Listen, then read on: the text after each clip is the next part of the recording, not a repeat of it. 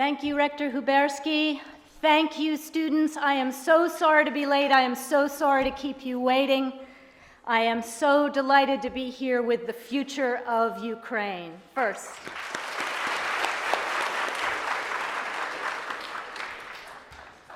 you know, every time I come to Kyiv, Ambassador Pyatt makes me see 20 people, 40 people, and all of them are way too old. And this time I said, let's go see the youth of Ukraine. So thank you for waiting. Thank you for giving me an opportunity to see you today.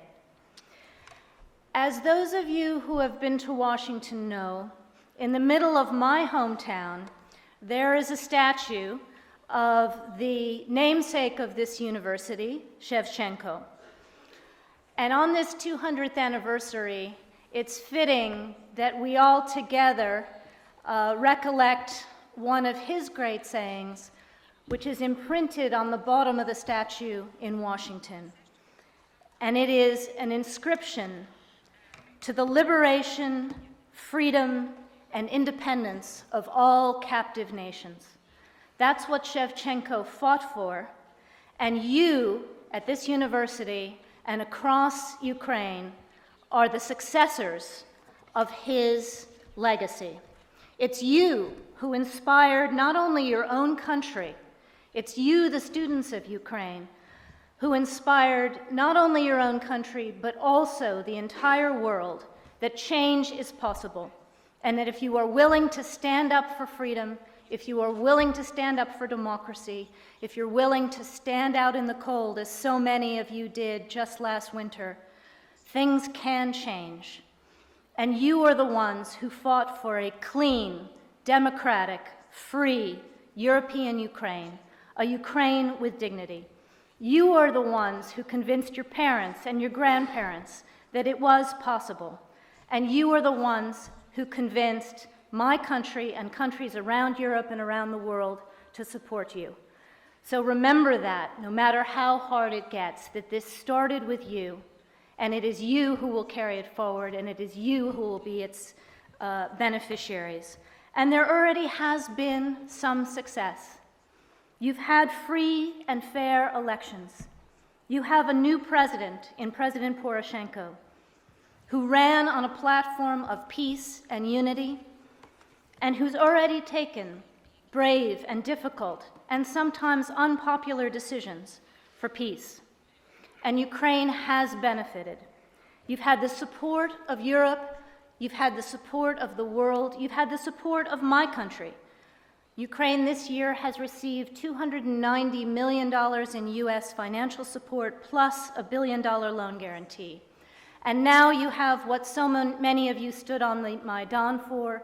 You have an association agreement with Europe and a deep and comprehensive free trade agreement. So for that, these are successes of yours. Give yourselves a round of applause. But I know, and we know, that Ukraine has paid a high price. And I'm going to guess that in many of your families, that price has been felt very personally. Crimea is occupied. The war in the east took more than 3,000 Ukrainian lives and several hundred Russian lives. Today, what Ukraine needs more than anything is peace, is security, is unity, and is a clean and accountable government. And I say to you that just as you started this, the future of this is very much in your hands. Just as you fought for a fresh start, now you have to fight to end it, and to end it well, to end it democratically, to end it accountably. You need to fight now for peace. You need to fight for unity. You need to fight against corruption. You need to fight for that clean, accountable Ukrainian government that you stood in the snow for. You need to fight for a free media. You need to fight for justice and accountability for the victims. Let's start with peace. I know that for many Ukrainians, the September 5th Minsk agreement was controversial, as was September 19th. I will tell you that from an American perspective, the September 5th Minsk Agreement, as written, was a very good agreement. The question now is, will it be implemented as it was written? And we know that it is not being implemented today. The shooting has not stopped, and the shooting must stop at Donetsk Airport, at Debaltseve, at Shastya. All foreign forces and foreign equipment must be withdrawn. All the hostages must be returned, notably including Nadia Shevchenko. And today, as much attention must be paid to point 4 of the agreement, that is the international border and securing it and restoring Ukrainian sovereignty on the international border, as has been paid to securing the line of control in the special status area. And we are concerned. We are concerned now that that border remains open, supplies and equipment for the separatists continue to be purveyed, and there will not be peace. There will not be economic sovereignty, there will not be political sovereignty, there will not be unity, there will not be safety and security for the Donbass until that border is closed. So when the Ukrainian government puts forward a concrete plan for securing that border, it will have the support of the United States, it will have the support of Europe, it will have the support of the OSCE countries. And I would venture to guess it will also have the support of the people of the Donbass. How many of you come from the east of Ukraine? Raise your hands. I see at least 10% of this audience. I would argue today that it is the people of the Donbass who have been victimized the most in this conflict. They are the ones who are trapped in the middle of this violence and living in cities today and towns and villages with no water, no electricity, no future, barely any opportunity to earn a living. So Donbass too must be part of Ukraine's future. And if that border can be secured, if free, fair elections can be held not only on October 26th across Ukraine for the Rada, but also on December 7th out in the Donbass, everybody will benefit. So we also call on you, even as you work to secure your future here in Kyiv, to reach out to those in the Donbass who are suffering and tell them that you see their future in Ukraine too, and that you want them to come back to a place where they see prosperity, they see a future, they see peace, they see security as part of a unified Ukraine. We believe that the east of Ukraine can also be a bridge. It can be an economic bridge, and frankly, without it, Ukraine will be stressed economically. Which brings me to a second challenge, the economy. You all know how much change needs to happen here, how much reform is necessary, how much reconstruction will also be needed in the East.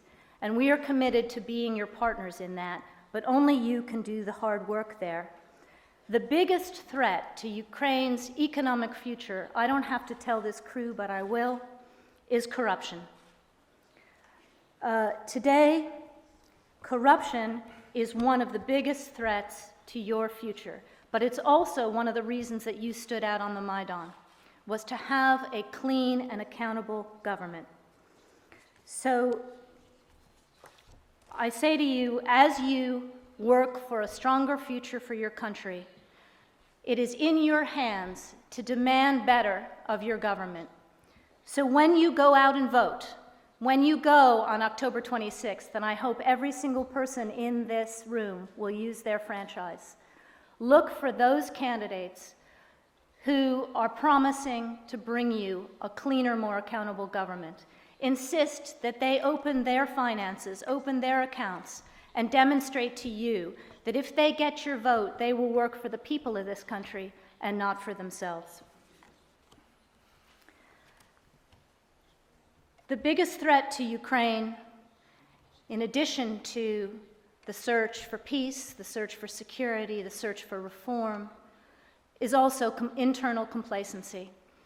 On this trip, as on every trip, We've met with people across the political spectrum, we've met with people in the government, we've met with people in civil society, and everywhere, everyone says, it is so hard.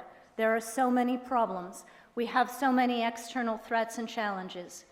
Your biggest threat is internal complacency. You made the changes that you've seen so far possible. You have to continue to fight to see them delivered. That means you have to fight to have a clean Ukraine. You have to fight to have the future that you deserve. So I ask each of you, go out and vote on October 26th. Keep pushing for peace. Keep pushing for unity. Keep pushing for accountability. Keep pushing for checks and balances in your internal system. Keep pushing for a clean, accountable judiciary. Be active in your communities. Work for your country. Be builders, not destroyers. Be budovelniki, be stроители of your country. Sorry, my Ukrainian's not so good.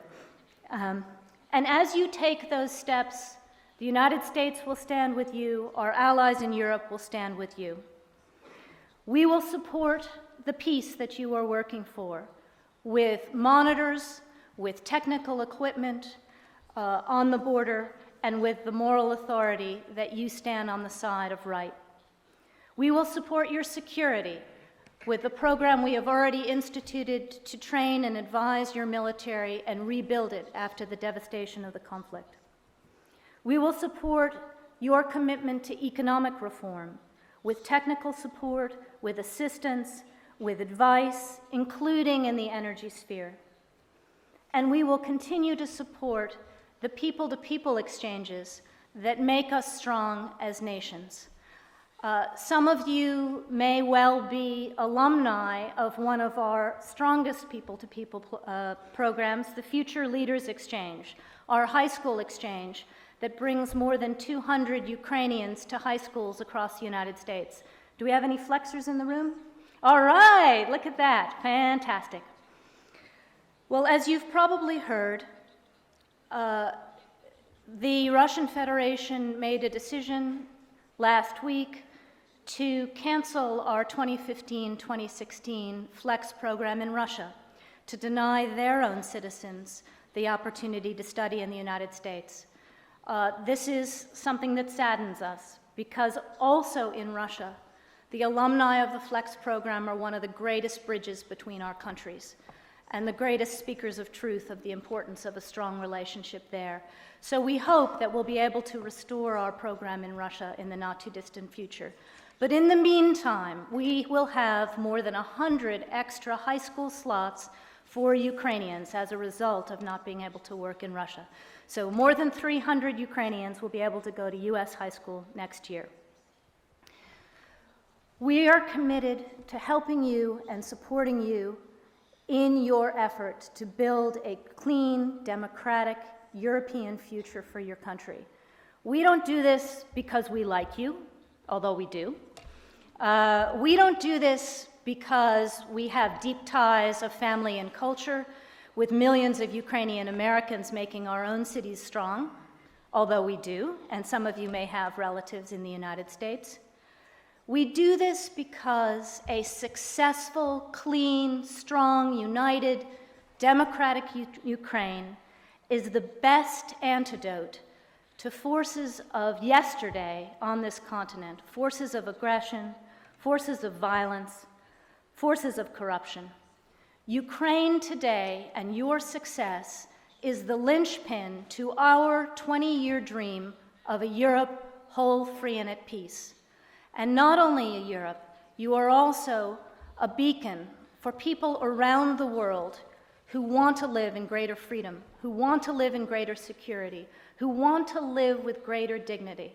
So you have a very important future ahead of you. Thanks for all you do every day.